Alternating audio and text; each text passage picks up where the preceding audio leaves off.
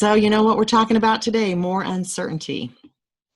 I'm sure, like most of you, I it, it's kind of flabbergasting everything that's happening, and I hope everyone is doing well and staying calm. And we're going to talk today about really the biggest problem with all of this for us as individuals, which is the uncertainty.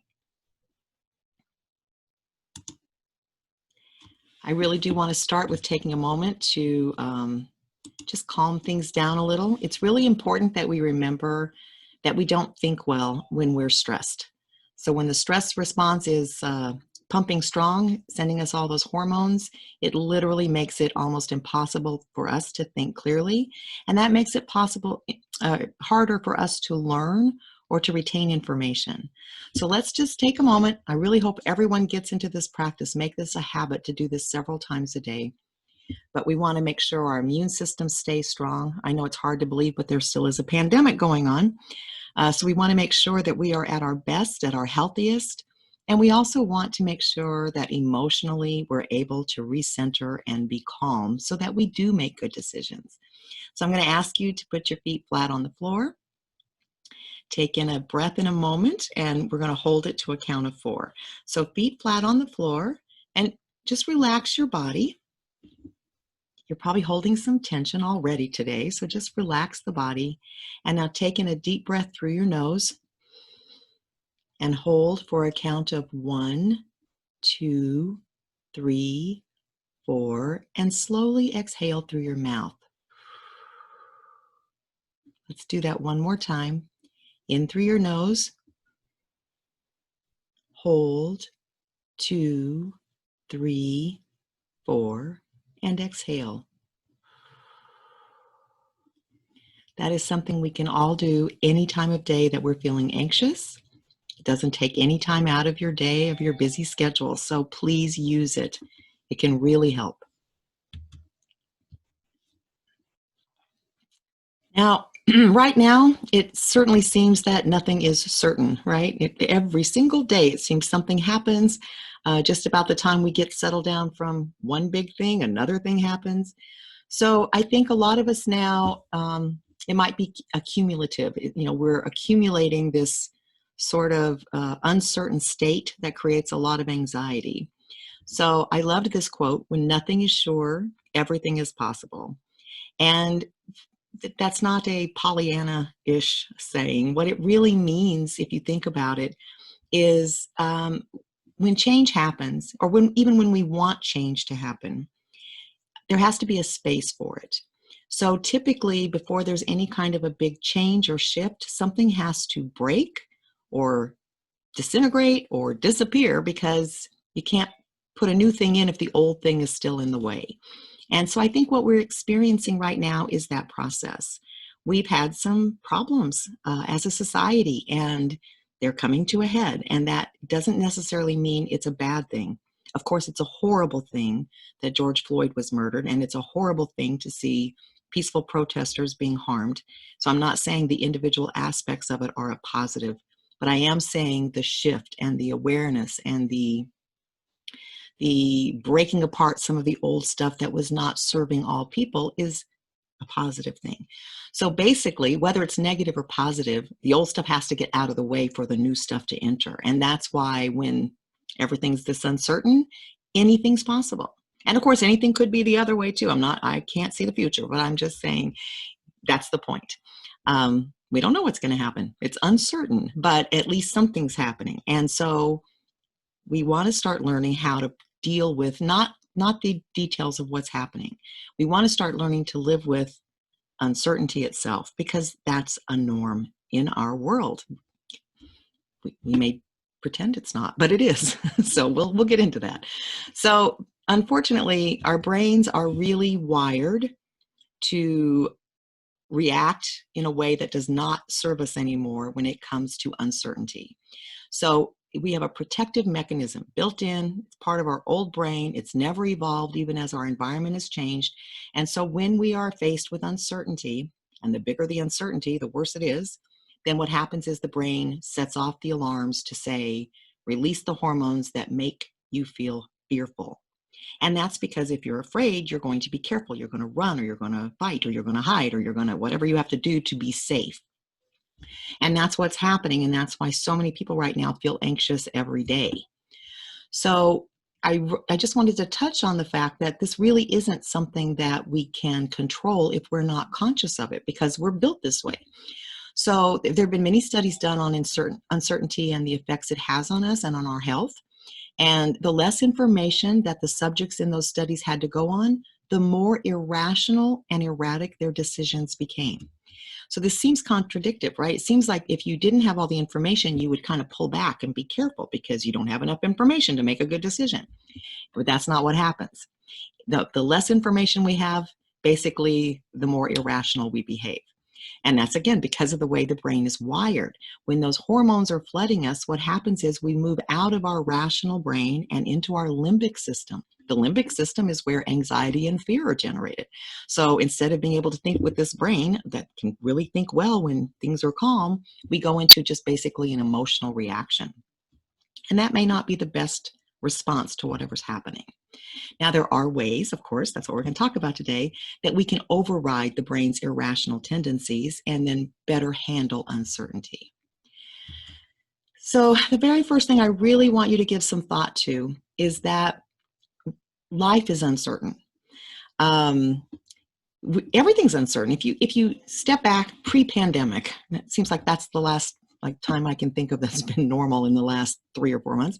But if you go back to before we started getting hit with all these really big changes, life was still uncertain every day. So, think about back in the days when you drove to work. I know some of you still are, but when everybody was driving to work every day, you could leave your house at the same time every day, every morning.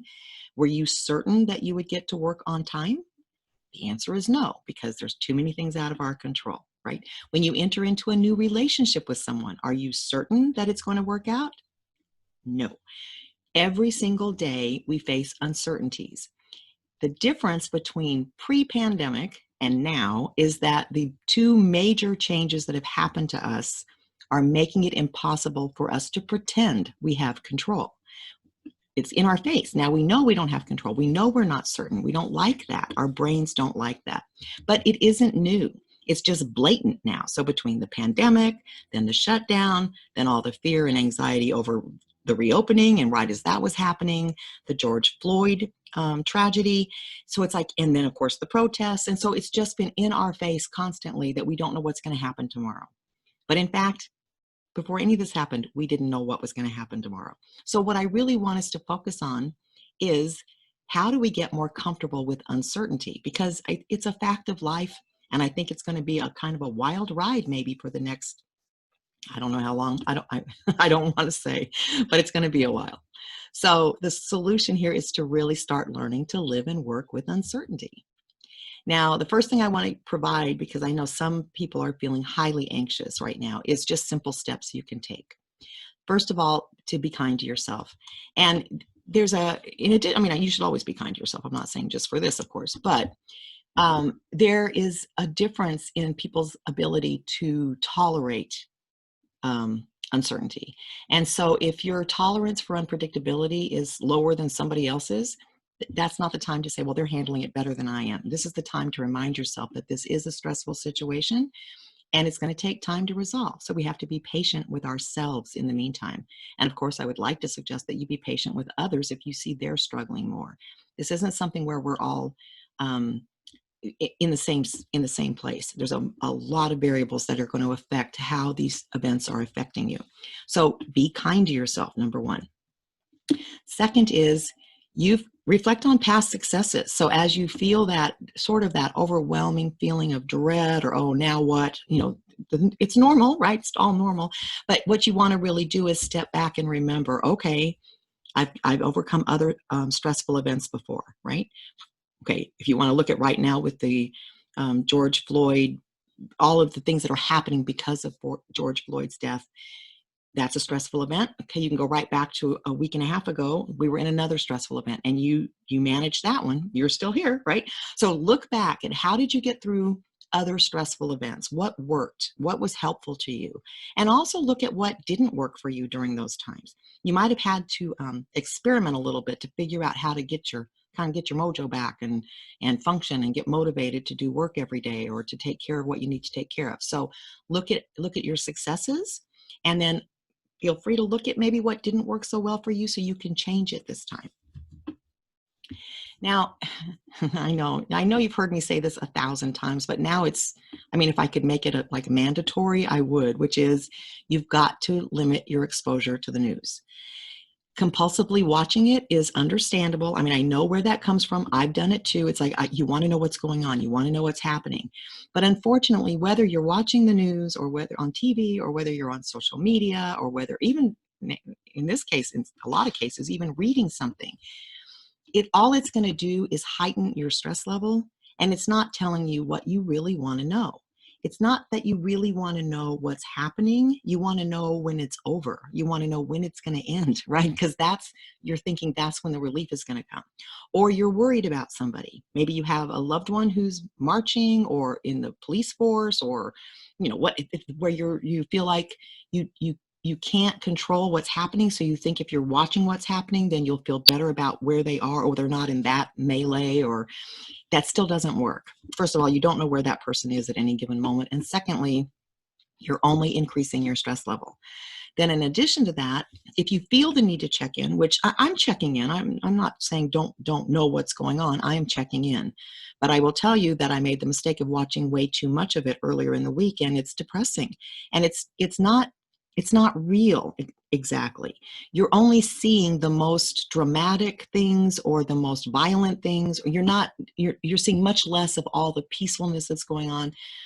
Some of the news stations are trying to show the positives, like protesters protecting police, protesters trying to shield businesses, things like that, which is wonderful. But that's not the bulk of the 24-hour news cycle. It's going to be the drama, or it's going to be what politicians are saying to make it worse. So just limit it to the bare minimum. Maybe check in once a day. And then if you're going to check in, do not do it at a vulnerable time. And by that, first of all, not at bedtime. Please don't check the news right before you go to bed. You're completely harming your own immune system, because you're going to be stressed, which means your immune system can't regenerate overnight. Secondly, there are days or periods of the day where you're going to feel particularly sad, or maybe angry, or even fearful. That's not the time to look at the news. It's just going to make you feel more of that. So please don't do that. Now, the other part of this, which is much more complicated, it's probably a whole webinar on its own, but you can't believe everything that you're seeing on TV. You cannot believe it.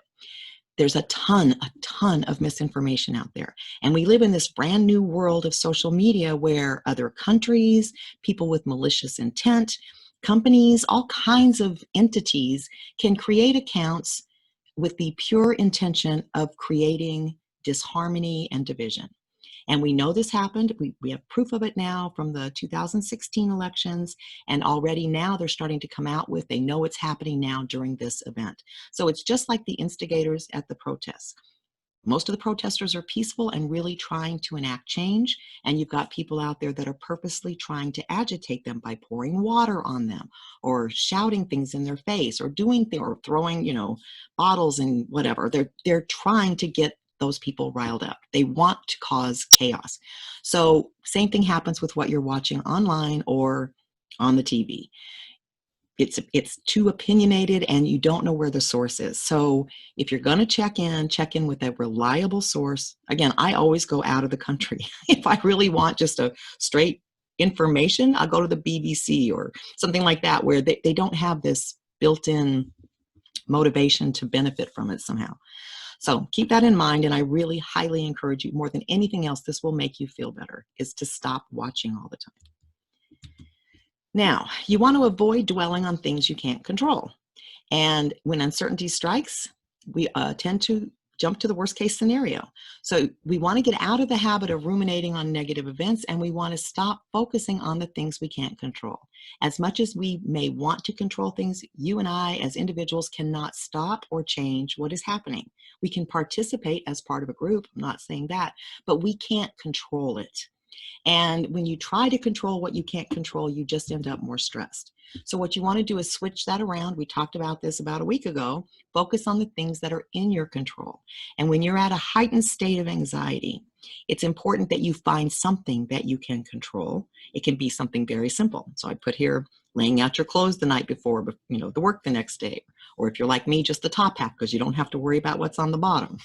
Or plan your weekly meal, or do the dishes, or do a hobby that you have control over, or just find something that you actually can control and do that. And what happens is, what are you doing? You're sending a message to your brain.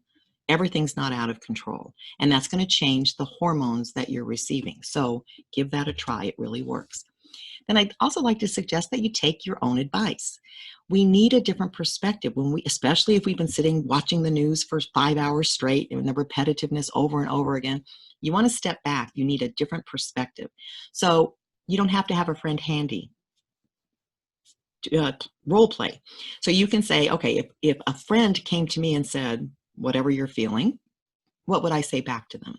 That's all. And you're answering yourself. I realize I'm asking you to be kind of like a dual, play a dual role, but you might hear a different answer even from your own internal system. And that helps broaden your perspective. That's extremely important. Again, I mean, I can't make you, but I'm begging you to take care of yourself. It's so important that you not drop your healthy habits. And that's what we tend to do when we're stressed, right? We go for the Cheetos or the Ben and Jerry's or the, whatever it is for you. I've told you my mind was goldfish. I have not had any goldfish since this latest incident, because we're doing that to comfort ourselves, but it's not solving a problem, right? So again, that's why I want us to start learning how to deal with uncertainty better so we don't turn to those things. So you really want to make efforts to eat well. You want to exercise enough. You want to sleep enough. You want to practice mindfulness and meditation or yoga or other mind-body techniques, because again, we're trying to keep our parasympathetic system on, not allow the stress system, to take over. Then, of course, seek support from someone you trust. So if you need to talk to somebody, don't hold it in, and don't do what a lot of people do when they get super stressed, which is self-isolate, right? I'm sure we've all had days where we're in bed and we just want to pull the covers over our head and ignore the world. But the more you isolate, the more you're cutting yourself off from social support. So if you're feeling like that, do reach out to someone that you trust. Just have a chat. You don't even have to talk about world events. You can just have a chat with somebody that you trust. Maybe they can help you feel less worried or stressed. And if none of this works in the immediate short term, you're really feeling highly anxious, highly somewhat out of control yourself, then please ask for help.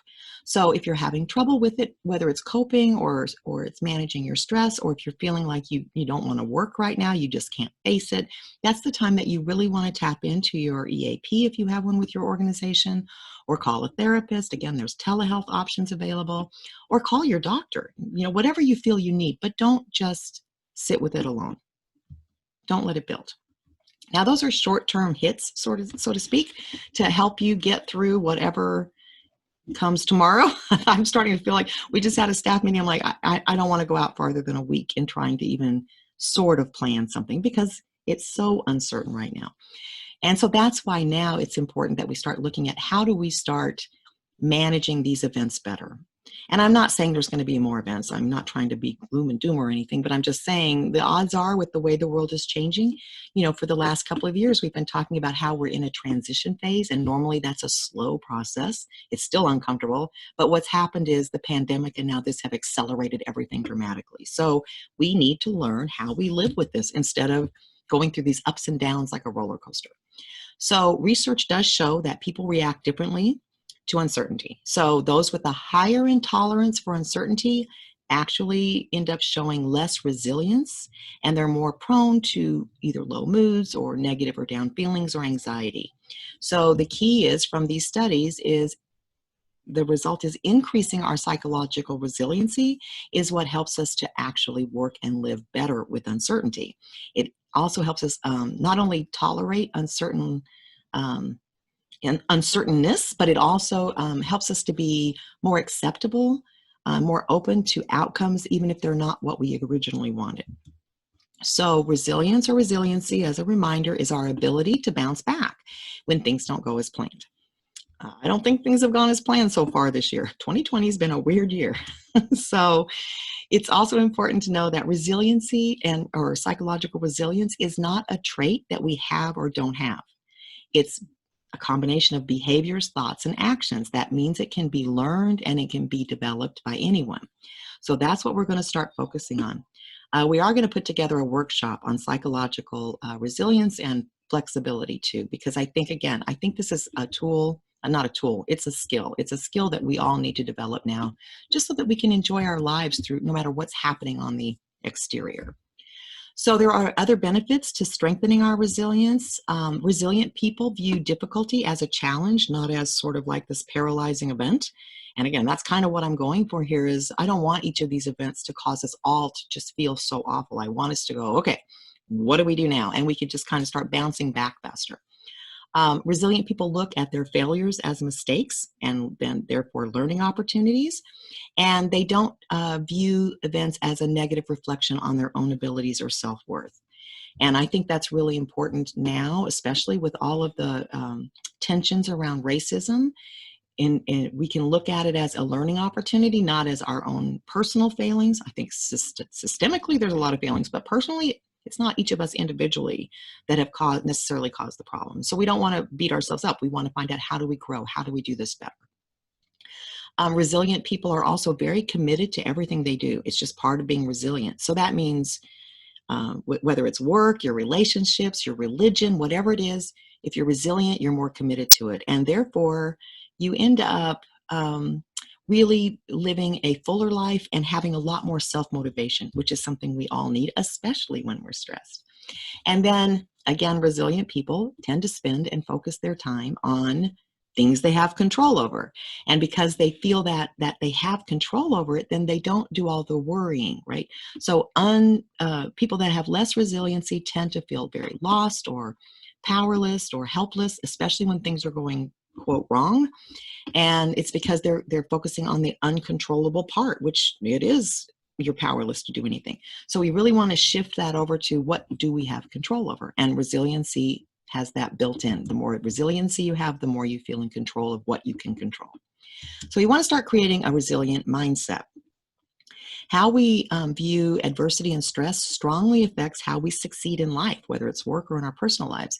And so this is one of the most significant reasons that having a resilient mindset is so important. The good news again is that even if you're not naturally, I don't know if anybody's naturally resilient, maybe, but you can still learn to develop this. So to do that, we want to start incorporating the following points into our daily lives. So you can develop resiliency in several ways, but the first and easiest, and again, I'm going to say this again because so many of us don't practice this, it's to take care of ourselves. We have to have regular exercise. We have to get enough sleep. I want you to think about the last time you didn't get enough sleep and then you had to work the next day. What happens? You are either cranky, grouchy, touchy, maybe teary. You're not yourself, right? So we need that exercise and the sleep so that we're strong physically and emotionally, which then makes it easier for us to deal with and overcome the challenges that we're now kind of hit with every day. So please, exercise and sleep. Now, the bigger picture, those two hopefully are already built into your daily schedules. I just put walking back into mine, so I'm joking, but I'm really dedicated now. So, but the bigger picture really is minding our mind. We've got to understand that we can change our minds instead of them just being all over the place and reacting to everything from an emotional level. So one of the things that we do, again, it's human nature, is when we feel uncertain about something, we make up stories. We fill in the blanks. Has nothing to do with fact. And in fact, it's usually wrong because we can't predict the future.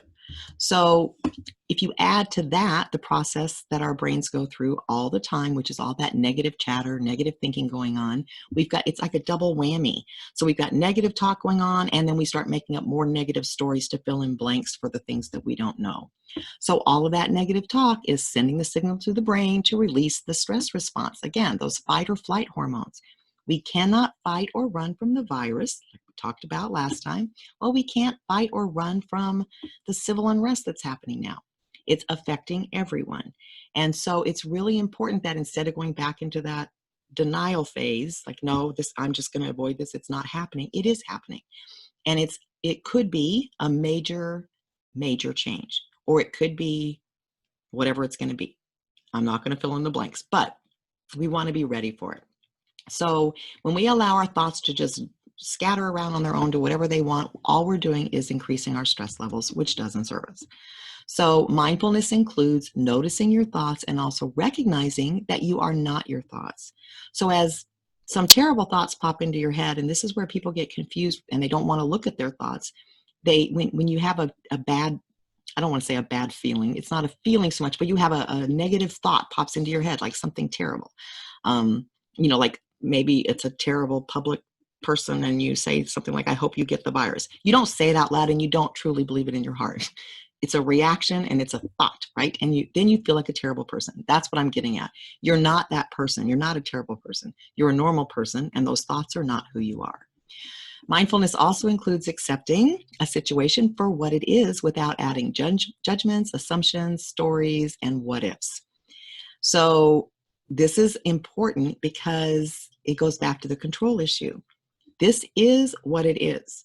I can't control it. I can't stop it. I can't personally make some big change that's going to make everyone happy. I have no control.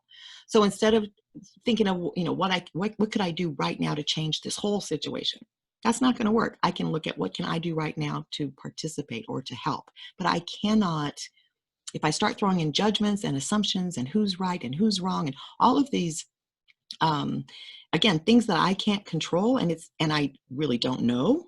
I don't know a lot of details. I only know what I see, which is not all the facts. So we just make ourselves a little bit crazy, and it doesn't serve the greater good. And that's the biggest problem. So I want you to just do this little exercise just to get a little inkling of what I'm talking about. I want you to think about what you're thinking. So I want you to close your eyes or soften your gaze, whatever you're comfortable with. And we're just going to take a couple of minutes, really quick here, to just notice what we're thinking. What are our thoughts saying? So breathe normally as you do this and notice what pops into your head. So the key to this is don't judge. Okay, so let it pop into your head and then don't attach to it. Okay, so one of the ways to kind of get in this habit to train your brain not to attach to the thoughts is to look at them as a neutral object. So you could think of every thought like a passing cloud, or you could think of sitting when you're in your car at the railroad track and a train is going by. Every thought you have in your mind is on one of those train cars and it's passing by. My favorite is leaves and twigs and things floating down a stream. I just watch them pass by. So you can use one of those visuals if you need to, or if you can do it without using a visual, that's fine too. But just stay focused and observe as if you're watching your thoughts as if they're a movie. Okay, it's not you, it's just you're noticing what's playing on the screen. Oops. So let's do that now for 1 minute. So just sit comfortably, and again, close your eyes or lower your gaze. And I want you to spend 1 minute just noticing your thoughts. Turn on my little timer, so.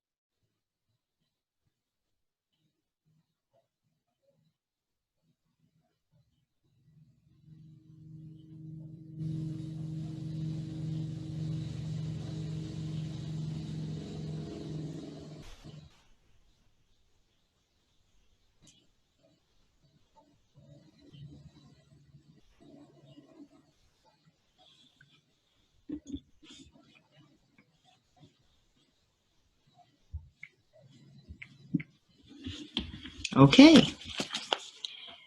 Bring your attention back to the rest of us and just notice how many of your thoughts were actual facts.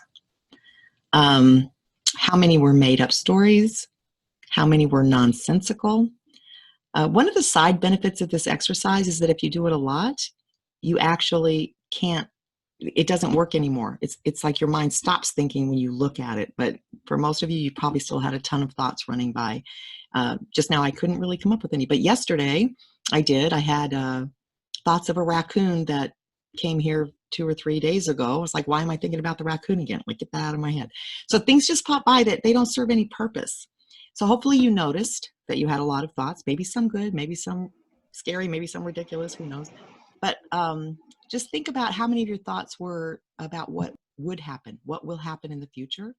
And then if you're not sure if your thoughts are real or factual, you can just ask yourself, how do you know that's real? Or what are your sources? Where did that come from? Let's take in another deep breath through our nose. So in through your nose, hold, 2, 3, 4, and release. You are not your thoughts.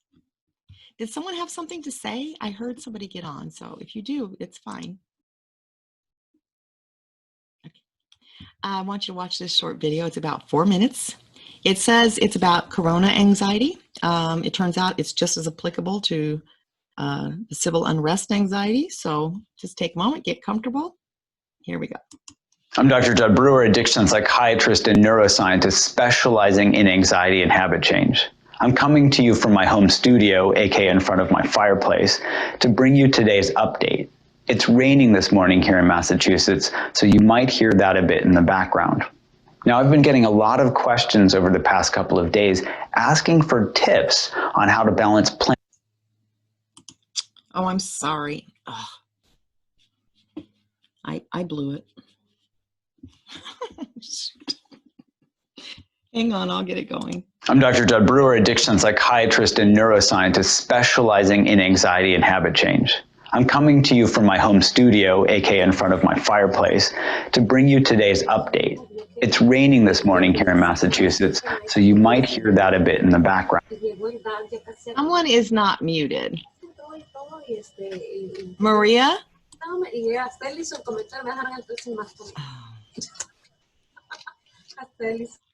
Sorry guys, I muted.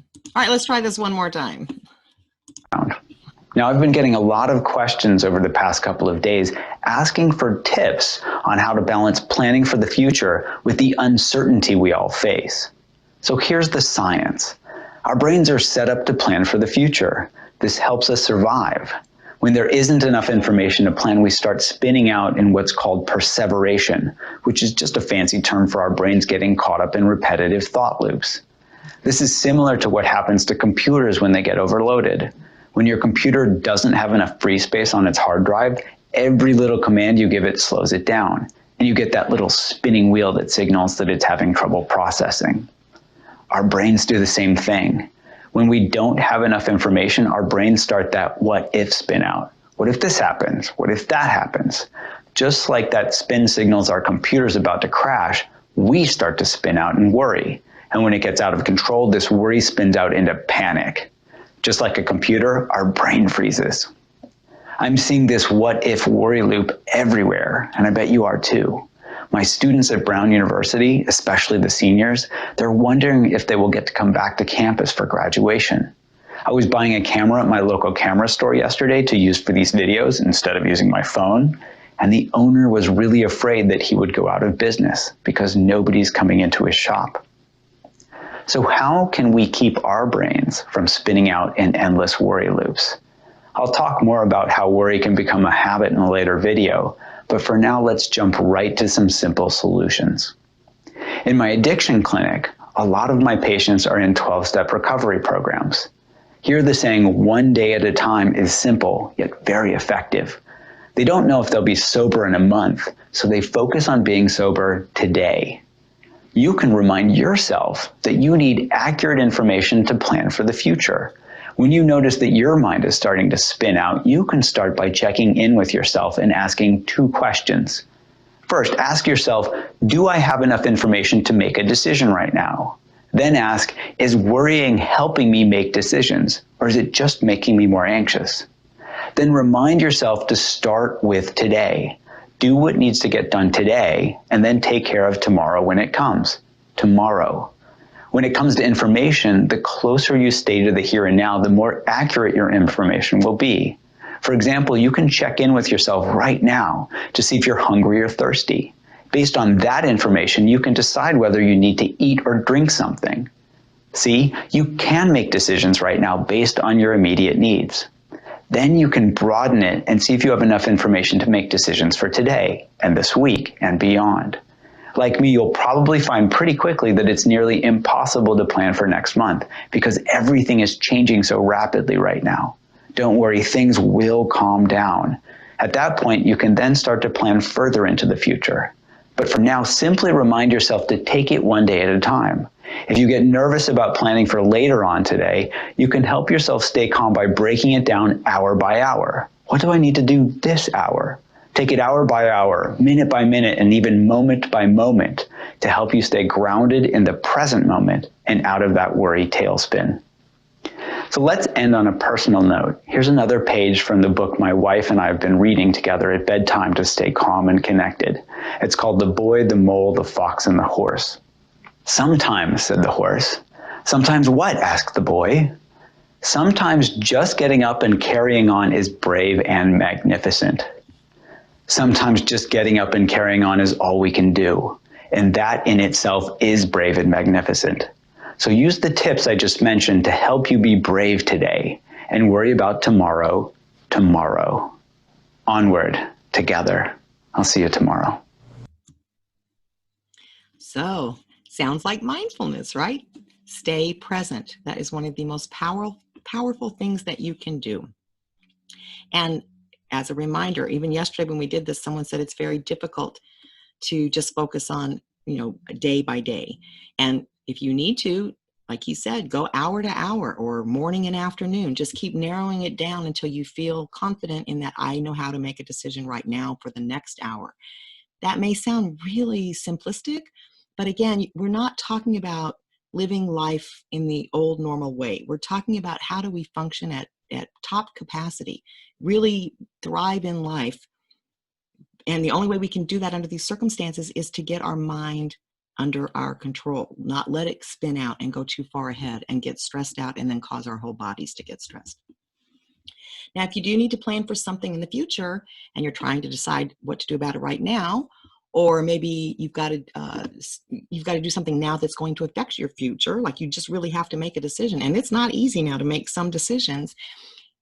Absolutely what you want is your brain in top condition, right? You don't want to make a decision on emotions, fear, anger, frustration. So ask yourself when you need to calm down, just ask yourself, in this moment, am I okay? So ask yourself that right now. In this moment, are you okay? Are you safe? Are you semi-comfortable? I don't know where you're sitting, so I don't want to assume you're super comfortable, but let's just say you're semi-comfortable. The point is the answer is probably yes, right? And if you do that and you feel better for a second and then you go to make a decision and it comes right back up, then just do it again and again and again. Maybe take 5 minutes, ask this question 5 times in a row, once a minute. You can ask it the first time, am I okay? Yes. A minute later, ask yourself, am I still okay? Yes. Maybe a minute later, am I still okay? Yes. Well, if you do that several times, your brain starts to get the idea, oh, well, there's no danger here. I can chill out for a while. And that's really what you're looking for. It's really important that you start to really pay attention to the fact that the fear and anxiety is coming from your thoughts. Okay, unless right this moment you're joining this webinar from in the middle of a protest that has gone violent, that's not what you're doing, right? You are safe, you're fine. So it's really your brain going out and trying to predict what's going to happen, or it's your brain again going backwards and replaying something horrible. So right now, stay present. Now, despite all of this good advice, there are going to be times that you feel overwhelmed. And again, when we get overwhelmed, and especially now, I know for me, I know from the people I've talked to, part of the overwhelm is coming from this like flood of too many emotions at once. When we are experiencing everything from anger to fear to sadness to maybe excitement to just general anxiety, but it's all at one time. What we want is to escape that. We want to shut down, numb. We don't want to feel anything because it's too uncomfortable. It's just uncomfortable. So instead of shutting down, what we want to try to do is take some steps that are going to get us calm in that moment, and then we can expand it out. So again, take slow, deep breaths. Now, maybe doing 2 breaths like we did at the beginning to a count of 4 isn't enough. If you are really overwhelmed, you may just need to breathe until you calm down. Maybe it'll take several minutes. That's okay. It's better to calm down and then move forward than it is to make bad decisions because you're so overwhelmed. Now, another thing you can do is while you're breathing slowly, visualize a peaceful place. Maybe you have a favorite spot in the world somewhere that you like to go to, or maybe it's, again, a person or a child or a pet, whatever it is, but visualize something that always makes you feel calm and serene. And just breathe and just keep focusing on it. You can also pair deep breathing with aromatherapy. And this is really powerful, even though it sounds like such a simple act. Our sense of smell is very keen and very much can trigger different reactions in the brain. So you can take something like lavender or chamomile, rose or bergamot. All of those scents are very relaxing to the mind. And then, either light a candle, or if you have an oil diffuser, use it. Same thing with drinking a cup of herbal tea. I think I said yesterday we need to all become British now and have tea every afternoon. The tea is not just about the calming effects of the herbs, but again, you get the aroma from the steam. So again, chamomile, lavender, there's all kinds of calming, lovely teas. Have a cup of tea, relax, take a few minutes, but it's going to benefit you in the long run. You can also ground yourself. And this may be helpful too if you're deciding to go out and protest and then you start to feel a little bit out of control or things get heated up.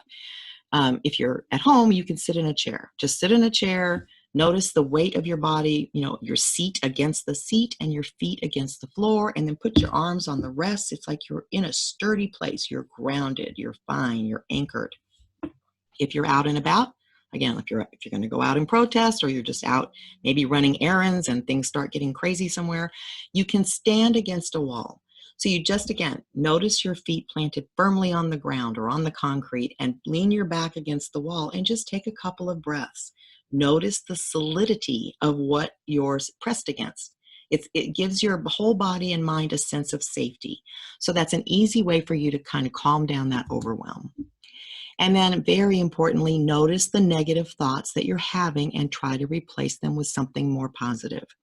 So instead of thinking when you're in the middle of overwhelm, I can't handle this anymore. I've had people say to me, I just can't take another day of this. It's like, I just want things to go back to normal. It's not going to happen. So we really want to start learning how to not just go to that place. We want to start learning how we navigate and live in these times where things are changing every single day practically. So instead of, I can't handle this, it's okay to say it. I mean, I'm not saying you can stop yourself. It's one of those thoughts that's going to pop into your head. And in fact, if you think about it, it's not true. You can handle it. You've been handling everything so far, but those thoughts pop into the head. So let's just change them. So I can't handle it becomes, I'm handling it right now. I'm doing whatever I've got to do to get through it. I know this will pass. All you're trying to do again is not allow those negative thoughts to hijack your hormonal system. That's only going to make the matter worse for you. So we want to stay out of overwhelm. When you feel yourself slipping in, try any of these tips. Now, very, very important, always is self-compassion. And of course, we frequently forget. So I'm going to give you a little bit different reminder this time of the 3 components. They're interconnected that really make up what self-compassion is. One is mindfulness of suffering. So when we are practicing self-compassion, it's non-judgmental, present moment awareness of the thoughts, feelings, sensation, and urges that are causing us personal pain. We're not comfortable with all of this. That's a pain, right? So it's not to judge it as good or bad. It's just to be mindful of what's occurring.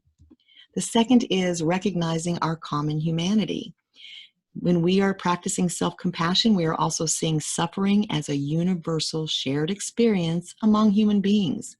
Everyone is feeling very similar emotions, not similar thoughts, but similar emotions. And then, of course, we'll circle back to the very beginning of this, self-kindness. You need to nurture yourself with warmth and understanding. No one has done what we've done in the last 3 months. Many people have protested. Many people have been involved in civil unrest. Many people have had viruses. No one has had this weird string of week after week of not even knowing what's going to happen next in the world with a pandemic and civil unrest all at the same time.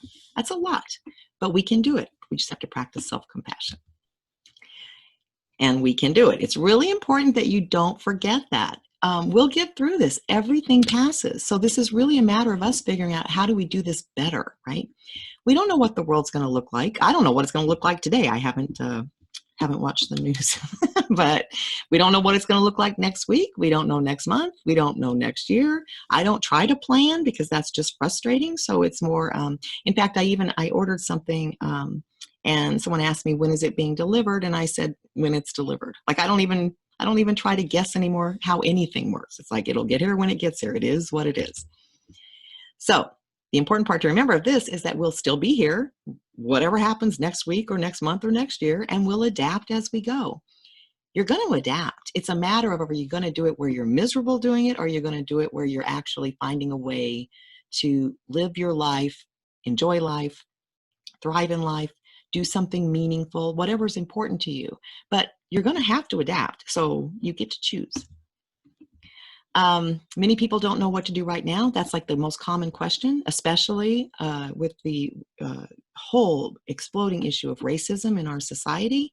So if you are non-Black, I'm going to, and I'm only speaking from that because I'm not Black. I don't want to put words into a Black person's mouth. I do not know how they're feeling.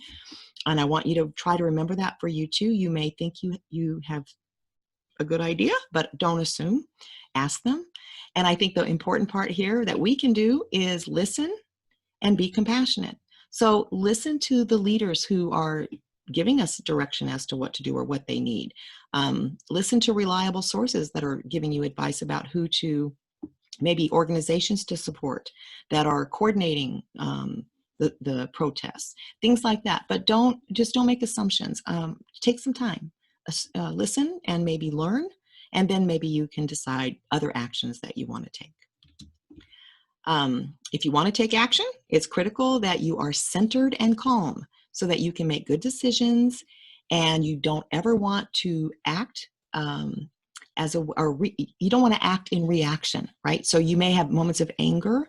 I was on a call with my fellow mindfulness meditator facilitators a couple of nights ago.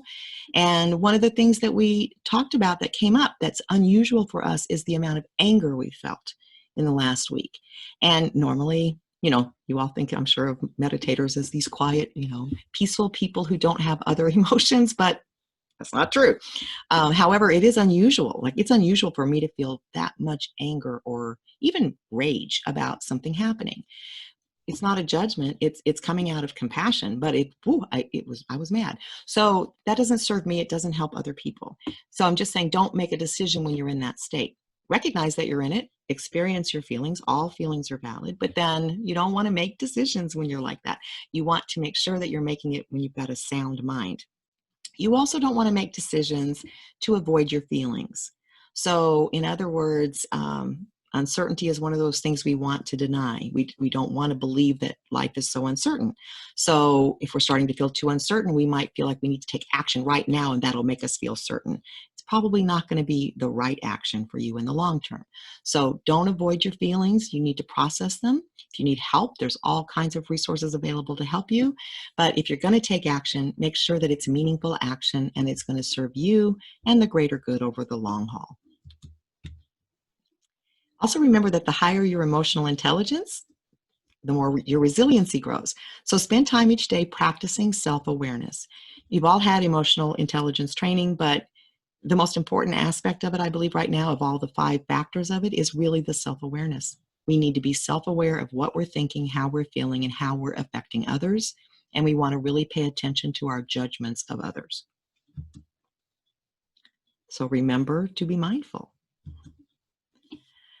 George Bernard Shaw said, "Progress is impossible without change, and those who cannot change their minds cannot change anything." I love that quote too, because we know how to change our minds. It's through mindfulness practices. Mindfulness is exercise for the brain, just like lifting weights is exercise for the body. The more we exercise our minds, the more control we gain over what our mind does and focuses on. So keep that in mind. If you need any resources related to mindfulness, you know you have, there's nothing in your way of contacting us, and we can get you anything you need. Now, a final little note. You've got to do this. You've got to actually do these steps. And I'm bringing this up. We brought this up when we did the managing anxiety and stress, but I'm bringing it up because even after people participate in something that gives them specific step-by-step tips, techniques, tools to use, when we ask what else can we provide you, it's the same question: how to manage anxiety. So I'm happy to keep telling you, but I want you to understand, listening to me talk is not going to do it. You have to actually do the practices, right? So one of the easiest ways to remember, of course, one is, to give yourself reminders, but get in the habit of the doorknob. The handling. So every time you reach for a handle, you're asking yourself, how am I handling things right now? Which is really a way to check in and see, how are you feeling? And if it's not good, do one of these steps. Get yourself recentered. Get the exercise and rest. Pause and take care of yourself during the day, no matter how busy you are. I have talked to at least 3 clients this week that have said, I know you gave me, and there are people that I've given like their own little formula for how to deal with the specific stresses they're having. They come back and go, I know I had it, but I haven't had time to do it. You have to make the time to do it. You're going to be better at your jobs if you take the time to get re-centered and get calm again. I promise you, you'll be more productive and you'll be a happier person. Don't forget, we have the Home Visiting Heroes Facebook group. That'll give you reminders. I think it's every day, and updates on maintaining your well-being. Please practice mindfulness. If you remember, meditation doesn't have to be a sitting meditation if that's not what you want to do. You can do walking meditations, you can do moving meditations, you can do anything rhythmic that's going to give you the same result. And then remember self-compassion.